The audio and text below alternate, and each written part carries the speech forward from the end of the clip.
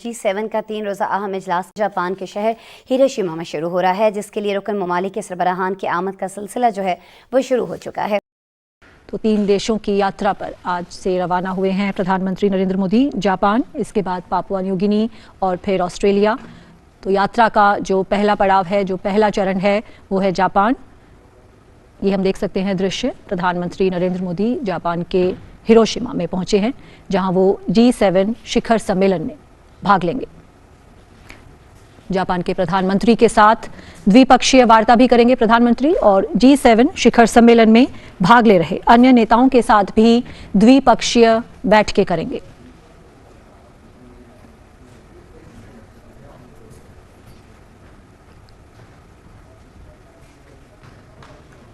What is going to happen? 3-4 साल के अंदर आप देखेंगे, मजा आ जाएगा। एक ही साल में India is going to pass Germany and Japan both. 1 trillion का फर्क है इकोनॉमीज में, और India has a young population. Average age population की 28 साल है। तो जापान की तो बुढ़े हो गए। आपको पता है जापान की culture is a declining culture. आपको पता है वहाँ पे लोग सेक्स भी नहीं करते, पॉपुलेशन ग्रोथ भी नहीं हो रहा है, वाइटलिटी भी नहीं है। बहुत ज़माने से उनकी इकोनॉमी काइंड ऑफ स्टैग्नेशन ज़्यादा है, ऐसा कोई स्पेशल ग्रोथ नज़र नहीं आता। Sprouts, the US economy has grown more than the Japanese economy, और Germany is doing fine, but both are in $4 trillion. I think India will catch up very quickly with them.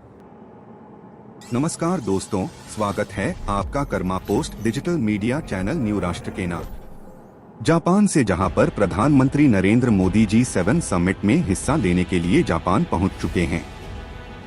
Tokyo से ये खबर आ रही है, लेकिन यहां पहुंचने के बाद प्रधानमंत्री मोदी ने पाकिस्तान और चीन दोनों ही देशों को कड़ा संदेश दिया है। तल्ख तेवरों में बड़ी बात कही है। पूरी खबर बताते हैं आपको। दरअसल प्रधानमंत्री नरेंद्र मोदी ने जापान में आयोजित G7 शिखर सम्मेलन से पहले चीन और पाकिस्तान को लेकर अपना रुख पहले ही साफ कर दिया है। उन्होंने कहा है कि भारत अपनी संप्रभुता की रक्षा के लिए प्रतिबद्ध है। अब रिश्ते बेहतर करने की जिम्मेदारी पाकिस्तान की है। उन्होंने साथ ही ये भी कहा कि चीन से बेहतर रिश्तों के लिए सीमा पर शांति जरूरी है। पीएम मोदी का चीन और पाकिस्तान को लेकर 2 टूक बयान भारत की बदलती विदेश नीति को दर्शाता है। विदेशी सरजमी पर पाकिस्तान और चीन को इस तरीके से भारत के प्रधानमंत्री ने लताड़ लगाई है। बड़ी बात यहाँ पर गौर करने वाली ये भी है कि प्रधानमंत्री नरेंद्र मोदी का यह बयान ऐसे वक्त में आया है जब पाकिस्तान बुरी तरीके से अपने अंदरूनी मामलों को लेकर जूझ रहा है। इमरान खान, जो कि पाकिस्तान के पूर्व प्रधानमंत्री थे, और पाक सेना पूरी तरीके से आमने सामने हैं। खबरें यहाँ तक है जहाँ पर इमरान खान को आर्मी एक्ट का इस्तेमाल कर फांसी तक दी जा सकती है। लेकिन इस बीच हिरोशिमा पहुंचे प्रधानमंत्री मोदी ने पाकिस्तान को लेकर बड़ा बयान दे दिया है। हालांकि इस बीच आपको ये भी याद दिला दें कि प्रधानमंत्री मोदी यूक्रेन के राष्ट्रपति विरोध में जस्की से भी मुलाकात करेंगे, लेकिन एग्जैक्टली उन्होंने क्या कहा है पाकिस्तान को लेकर और चीन को लेकर, अब आपको वो बताते हैं। दरअसल प्रधानमंत्री नरेंद्र मोदी ने एशिया निक्की नाम के एक पेपर को इंटरव्यू दिया है जापान में, और यहीं पर उन्होंने इनसे बात करते हुए यह बात कही है। पीएम मोदी ने कहा, भारत अपनी संप्रभुता और गरिमा की रक्षा के लिए पूरी तरह से तैयार और प्रतिबद्ध है। चीन के साथ सामान्य द्विपक्षीय संबंधों के लिए सीमावर्ती इलाकों में अमन चैन जरूरी है। भारत चीन संबंधों का भविष्य का विकास केवल आपसी सम्मान, आपसी संवेदनशीलता और आपसी हितों पर आधारित हो सकता है। साथ ही उन्होंने यह भी कहा, संबंधों को सामान्य करने से व्यापक क्षेत्र और दुनिया को लाभ होगा। सवाल पाकिस्तान को लेकर जब पीएम मोदी से पूछा गया तो उन्होंने कहा कि आतंकवाद और शत्रुता से मुक्त एक अनुकूल वातावरण बनाना पाकिस्तान के लिए आवश्यक है।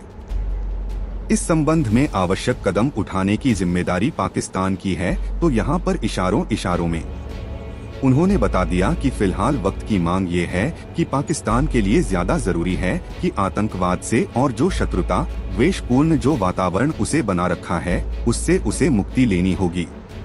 अनुकूल वातावरण बनाना पाकिस्तान के लिए अब जरूरी है। इसके अलावा G7 को लेकर, जिसका खास मकसद के लिए प्रधानमंत्री नरेंद्र मोदी जो है वो टोक्यो पहुंचे हुए हैं, उसे लेकर भी उन्होंने बयान दिया। G7 शिखर सम्मेलन में वो ग्लोबल साउथ की आवाज बनेंगे। यह बात प्रधानमंत्री मोदी ने कही और साथ ही उन्होंने कहा कि उनकी चिंताओं को उठाएंगे, यानी कि G देश हैं उनकी चिंताओं को उठाएंगे। ग्लोबल साउथ एशिया, अफ्रीका और दक्षिणी अमेरिका के विकासशील देशों का एक अनौपचारिक समूह है। भारत इस समूह का सबसे ताकतवर देश है। उन्होंने कहा कि वे ऊर्जा, डिजिटल प्रौद्योगिकी और आपूर्ति जैसे क्षेत्रों में वैश्विक परिवर्तनों और चुनौतियों पर चर्चा करने के लिए उत्सुक हैं। साथ ही प्रधानमंत्री मोदी ने ये भी कहा कि भारत का अनुभव G7 की बैठक में मजबूती से प्रतिध्वनित होगा। भारत G7 का सदस्य नहीं है। इसके बावजूद G7 के मेजबान और जापानी प्रधानमंत्री फूमियो किशिदा ने भारत को आमंत्रित किया है। इंटरव्यू के दौरान प्रधानमंत्री नरेंद्र मोदी से सवाल पूछा गया। यूक्रेन युद्ध को लेकर भी उन्होंने कहा, यूक्रेन विवाद पर उनके देश की स्थिति स्पष्ट और अटल है। उन्होंने कहा कि भारत शांति के पक्ष में खड़ा है और दृढ़ता से रहेगा। हम उन लोगों का समर्थन करने के लिए प्रतिबद्ध है जो अपनी बुनियादी जरूरतों को पूरा करने में चुनौतियों का सामना करते हैं, विशेष रूप से भोजन, ईंधन और उर्वरकों की बढ़ती कीमतों के कारण। नरेंद्र मोदी कहा कि हम रूस और यूक्रेन दोनों के साथ कम्युनिकेशन को बनाए रखे हैं। आतंकवाद और जो पूर्ण मामला है, सब शत्रुता का जो मामला है, उससे पाकिस्तान को आजादी लेनी होगी और एक ऐसा माहौल बनाना होगा जिससे बातचीत की स्थिति जो है वो आगे के लिए साफ हो सके। चीन को भी संदेश दिया है कि अगर यहाँ पर चीजें बदलती है तो इससे पूरी दुनिया को फायदा होगा। फिलहाल प्रधानमंत्री मोदी के संबोधन को, इस इंटरव्यू को आप किस तरीके से देखते हैं? और इसके अलावा आपकी प्रधानमंत्री मोदी के G7 समिट को लेकर जो गए हुए हैं उसे लेकर सुझाव है तो कमेंट सेक्शन में उसे जरूर लिखें। धन्यवाद। सब आज एक इम्पॉर्टेंट टॉपिक है कि इंडिया का जो इंटरनेशनल ऑर्डर है उसमें क्या किरदार होने जा रहा है, इंडिया क्या करने जा रहा है। एक तरफ इंडिया जो है वो डी-डॉलराइजेशन पे भी खुश है, एक तरफ वो G7 का भी हिस्सा है, एक तरफ वो ईरान के साथ भी जो है रुपए में ट्रेड करना चाहता है, रशिया से भी वो चीज़ें ऑयल ले रहा है। कल जो है सो जापान में G7 की मीटिंग हो रही है और ये G7 की मीटिंग इंटरेस्टिंग ये है, इंडिया अंदर है, चाइना बाहर है। China is not invited, Russia is also not invited. Yes, पहले G8 हुआ करते थे, याद है आप? रशिया था, फिर रशिया को निकाल के फिर उसको G7 कर दिया गया, लेकिन इस बार चाइना इज आउट और India is in. So what does that mean? India is the 5th biggest economy, so in economic sense it deserves to be in G7, China हो या ना हो, राइट? दूसरी चीज़ ये है, it is the world's third biggest defense budget. तो in that sense अगर defense spending, if that is a measure of military power, then it is the third biggest power कह सकते हैं आप militarily, right? इंडिया अब Russia से ज़्यादा खर्च करता है डिफेंस पर, हालांकि Russia is at war but India is spending more than Russia. लेकिन India is rising rising rising, इसमें कोई शक की बात नहीं है। पहले इंडिया के बारे में डेवलपिंग नेशन कहते थे, पहले अंडर डेवलप था, जब पैदा हुआ तो 76 ईयर्स पहले कहते थे it's an under develop country, फिर डेवलपिंग कंट्री बना, फिर जब ब्रिक्स का जिक्र आया तो it became an emerging market.